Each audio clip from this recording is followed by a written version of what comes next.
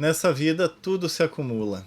E você pode acumular amigos, você pode acumular inimigos, você pode acumular acertos ou erros, você pode acumular dinheiro, você pode acumular músculos, você pode acumular descanso, ou você pode acumular trabalho, você pode acumular estudo, você pode acumular sabedoria. Tudo se acumula nessa vida. Basta você decidir o que você quer acumular.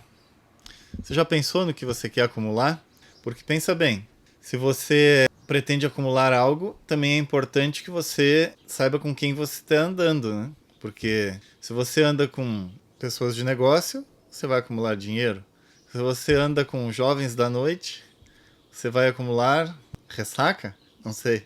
Se você anda com pessoas que praticam esportes, você vai acumular saúde, você vai acumular habilidades, flexibilidade, músculos. Se você anda com pessoas que buscam a sabedoria, você vai acumular autoconhecimento, você vai acumular discernimento, acumular virtudes. Então, de acordo com aquilo que você pretende acumular, você precisa começar a tomar certas ações, como definir prioridades. O que você realmente quer acumular? Se por um momento você pudesse pensar, não me importa o quão difícil seja isso, se vai demorar, se não vai demorar, isso para mim não importa. Eu vou agora definir a prioridade daquilo que eu quero que a minha vida seja focada, né? A meta a qual eu quero chegar através da minha vida. Então agora eu vou pensar o que é que eu desejo acumular. Bem, se sou eu pensando aqui sobre isso, então tem algumas coisas que eu gostaria de acumular, como por exemplo, acumular amizades, acumular sentimentos de união, acumular felicidade, acumular saúde, acumular o que vem com a saúde, que é se sentir bem, se sentir com energia, para poder passar por essa vida da melhor forma possível, com os melhores sentimentos, com vitalidade. Isso é para passar por essa vida. Mas também eu preciso pensar no que vem depois dessa vida. Porque essa vida, se você ainda não percebeu, vai perceber muito em breve de que ela é um piscar de olhos. Ela passa assim, a jato. Quando você acorda um dia e já é quase tarde. Espero que não aconteça com você. O que Buda falou uma vez, ele disse que você não envelheça como o boi, aumentando em peso e não em sabedoria. Sim, eu vou lembrar de meditar depois. Obrigado. Então, é importante que a gente queira acumular também o que a gente vai levar para além dessa vida. Não apenas coisas que a gente possa utilizar durante essa vida. Apesar de que tudo aquilo que você decide acumular para a próxima vida, ou seja, para a eternidade, para levar depois que termine essa carreira da personalidade, também é útil para essa vida. Aliás, apenas praticar esporte, como eu falei, ou apenas querer uma boa convivência de amizade, não é tão simples assim.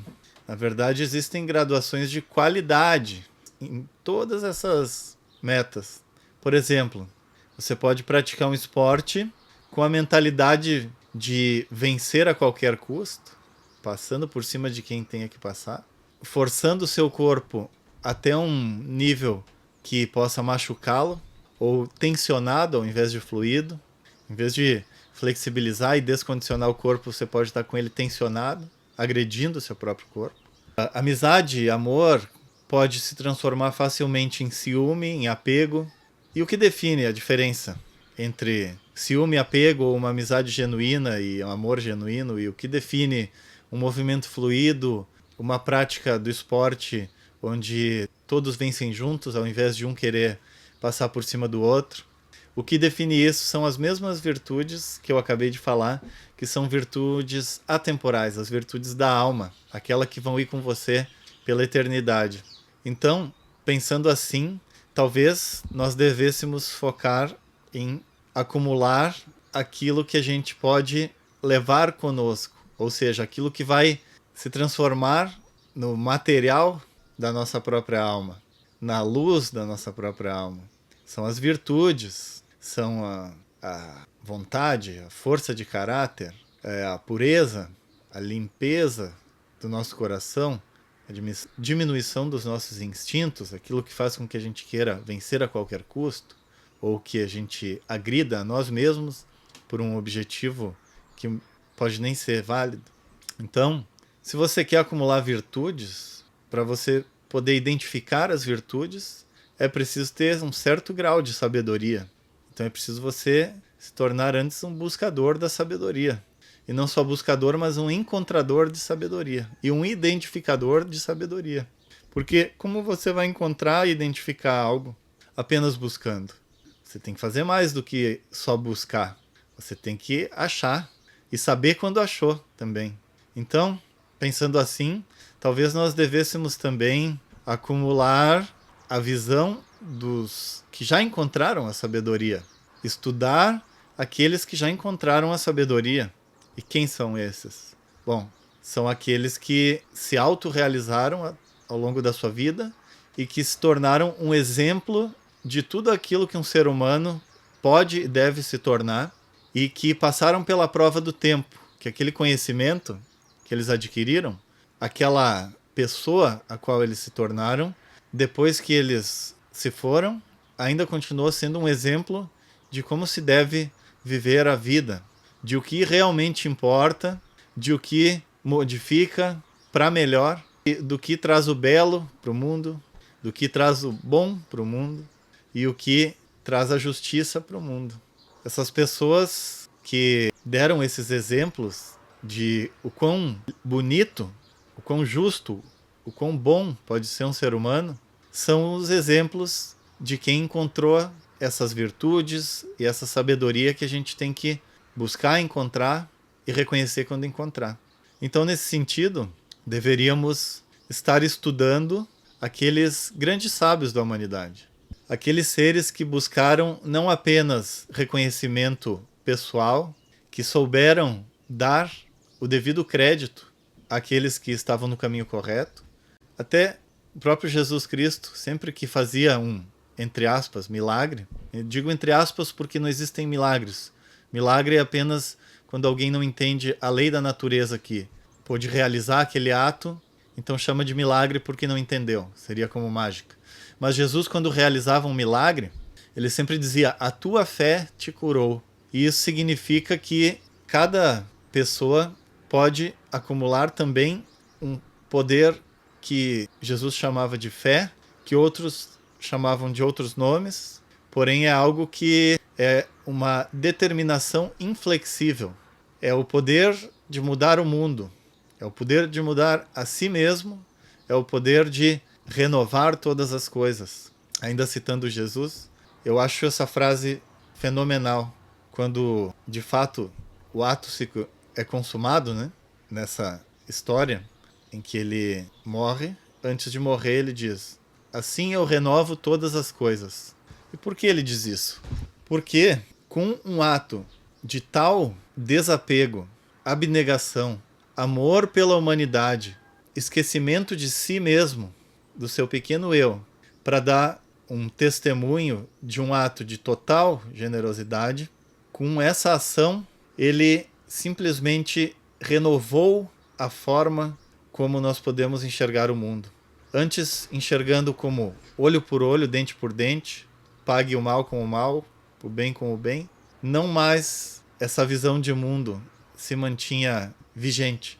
Tudo foi renovado, um novo mundo foi criado nesse momento, onde as pessoas podem entender a partir daí que um ato de generosidade transforma todo o contexto, transforma a quem fez o ato, transforma a quem recebeu o ato e transforma a todos ao redor que enxergam esse ato de generosidade. Porque acende uma luz dentro do coração e dentro do mais profundo do nosso ser, onde a gente pode enxergar e acreditar, ter fé, que o caminho não é querer as coisas para si mesmo, o eu e o meu. O caminho é dividir. Quanto mais nós damos, mais nós temos. Assim como a natureza nos dá diversos exemplos, ela dá exemplos sobre isso também. Toda vez que a água fica empoçada ela apodrece e ela vira um pântano. Porém, quando ela flui através do rio, o rio se torna cristalino, a água vai se limpando através das diversas pedras e obstáculos e ela vai desaguar no grande reservatório, onde tudo é uno, no mar. Então, o ato de generosidade, que renova todas as coisas, faz com que um novo olhar, um novo brilho no olhar possa ser possível. Aquele brilho no olhar onde você enxerga a pessoa de forma luminosa, como alguém que está estendendo algo para você, alguém que quer o seu bem, alguém que enxerga o melhor em você, alguém que quer que as coisas funcionem para você, alguém que deseja que você possa ser o mais feliz possível, que você possa enxergar o que há de maravilhoso no mundo. Isso é generosidade. É o amor. Eu estou aqui dando voltas e mais voltas para tentar achar o ponto específico, mas a questão é que é o amor.